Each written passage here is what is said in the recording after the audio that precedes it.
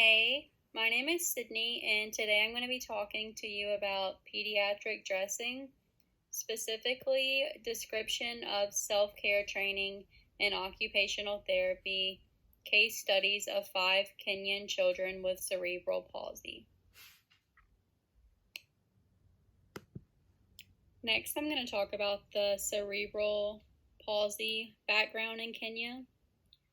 Studies show that 1 in every 10 children in Kenya will die before their 5th birthday. This is likely because of the poor medical care. 60% of the occupational therapists in Kenya actually treat children with cerebral palsy. Studies show that children with cerebral palsy develop much slower than other children their age. And these children often will have problems with self-care skills such as dressing, and it's important that these children participate in therapy, specifically occupational therapy, as soon as possible in order to receive the best possible results. So you might be wondering what exactly makes dressing so difficult whenever you have cerebral palsy.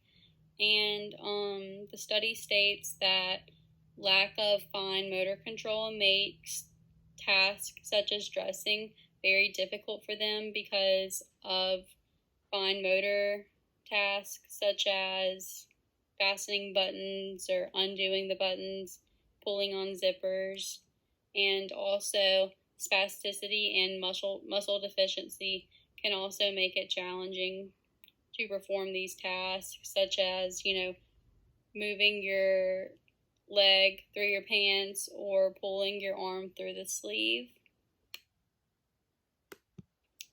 The population for this study included 5 children with cerebral palsy in Kenya.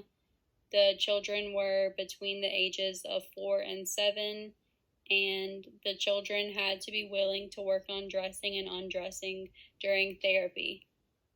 So the method was 10 weeks of occupational therapy for 1 hour, and this was repeated twice a week.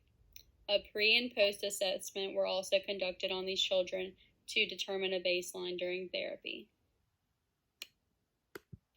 The assessment used for this study was the Klein-Bell Activities of Daily Living scale.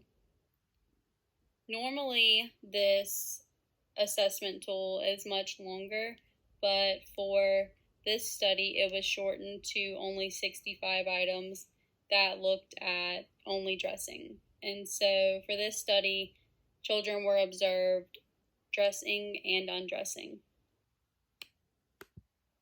Next, I'm going to talk about the many different interventions used to help these children in dressing and undressing. Child number 1 used puzzles and paintings. This helped train their hand functions in gripping and handling objects. The second child sat on a stool during activities and also swung on a swing. The balance control training was done by sitting on a stool, and that helped with balance, and also the swinging helped with that child's balance. Child 3 worked on catching balls and gripping cubes. This helped with her dysfunctional grips.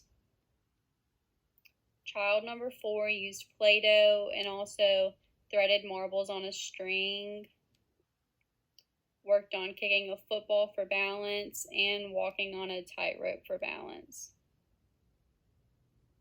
Child number 5 also worked on sitting on a stool for balance and also on grasping objects in order to build up hand strength.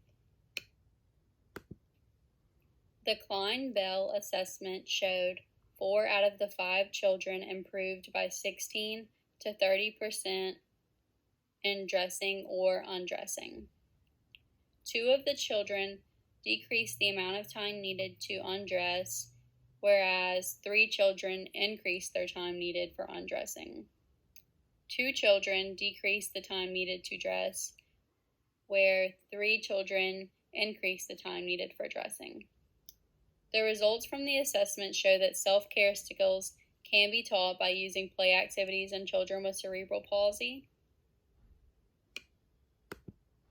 Lastly, here's the reference I used. I also think it's worth mentioning that the conflicting results could be due to the small sample size, and I would be very interested to see this study repeated again on a larger group. Thank you for listening, and if you have any questions, please let me know. Thanks.